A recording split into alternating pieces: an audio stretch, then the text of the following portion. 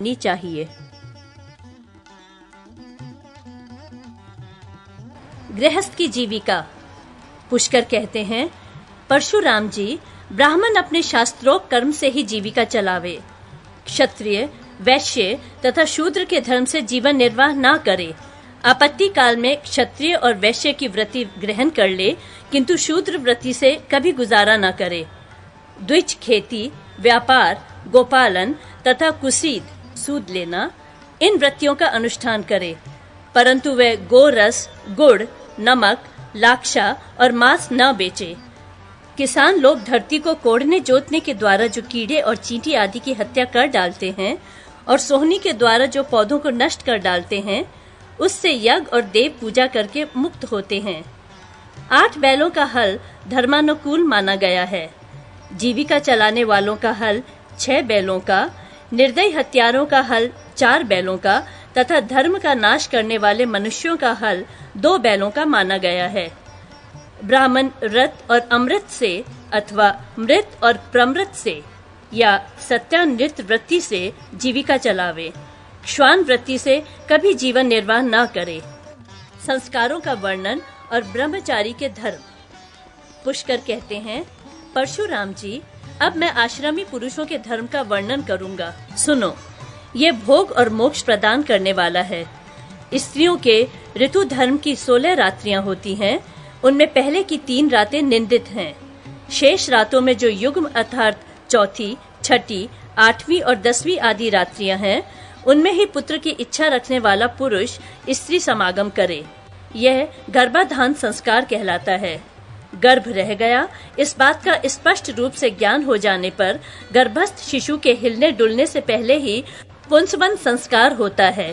तत्पश्चात 6ठे या 8वें मास में सीमंतोन्नयन किया जाता है। उस दिन पुल्लिंग नाम वाले नक्षत्र का होना शुभ है। बालक का जन्म होने पर नाल काटने से पहले ही विद्वान पुरुषों को उसका जात कर्म संस्कार करना चाहिए। सूतक निवृत्त होने पर नामकरण संस्कार का विधान है।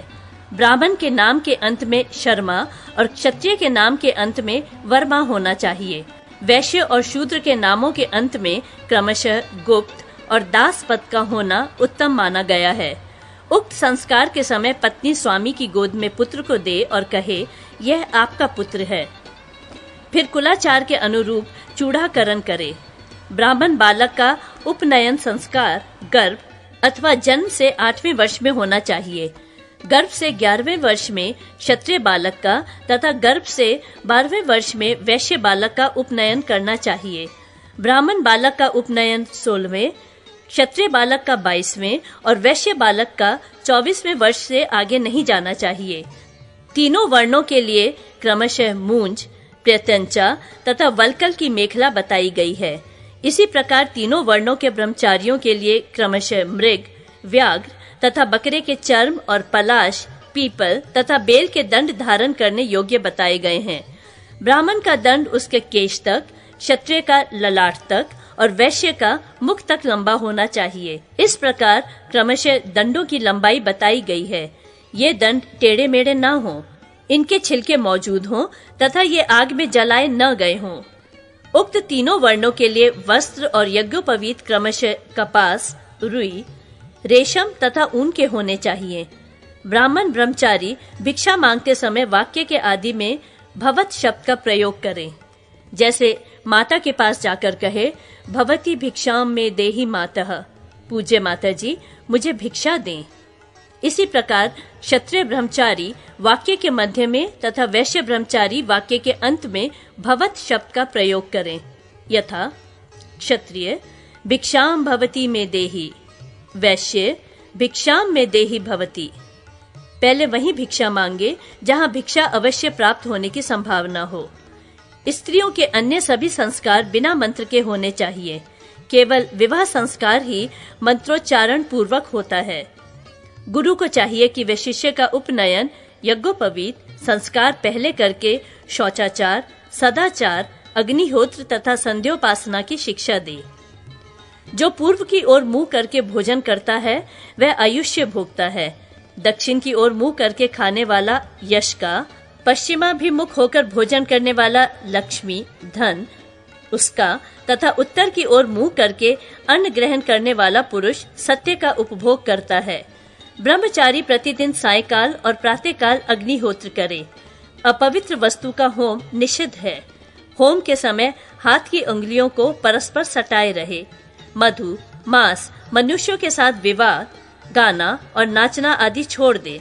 हिंसा, पराई निंदा तथा विशेषतः अश्लील चर्चा, गाली गलौज आदि का त्याग करे। दंड आदि धारण किए रहे। यदि वे टूट जाए तो जल में उसका विसर्जन कर दे और नवीन दंड धारण करे।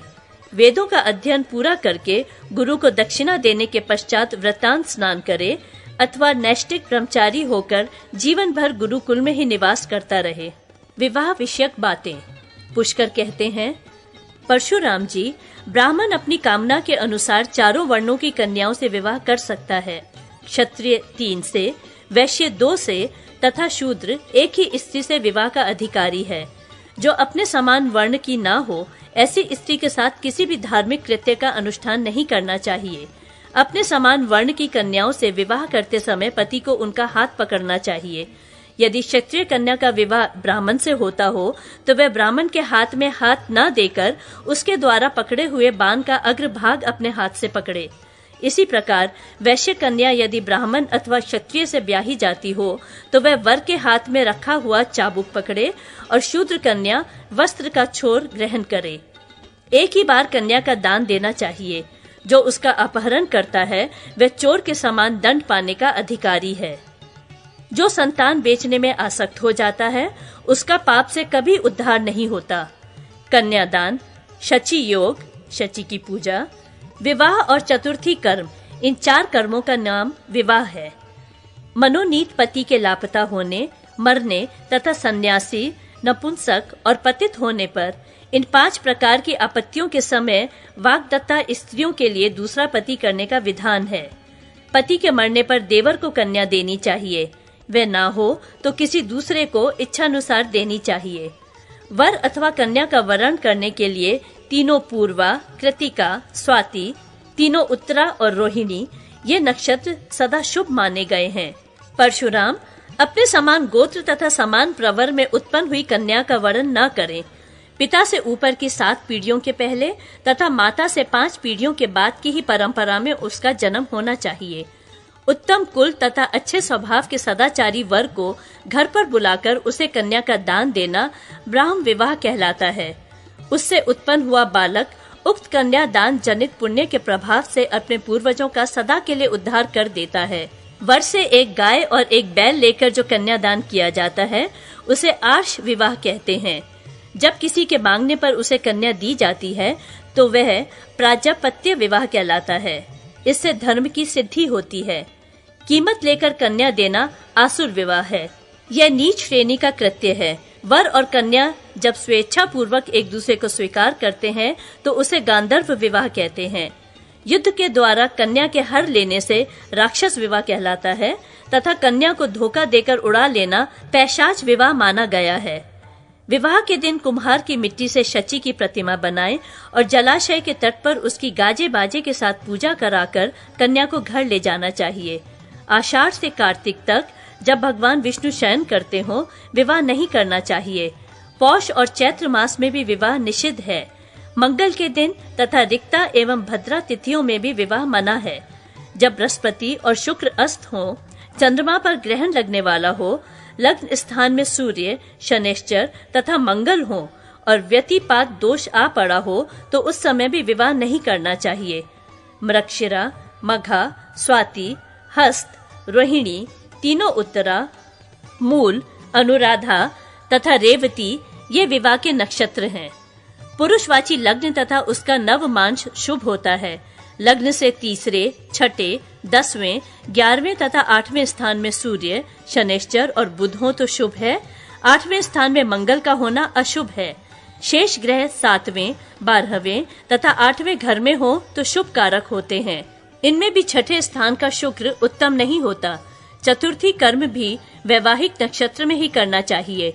उसमें लग्न तथा चौथे आदि स्थानों में ग्रह न रहे तो उत्तम है। पर्व का दिन छोड़कर अन्य समय में ही स्त्री समागम करें। इससे सती या शची देवी के आशीर्वाद से सदा प्रसन्नता प्राप्त होती है।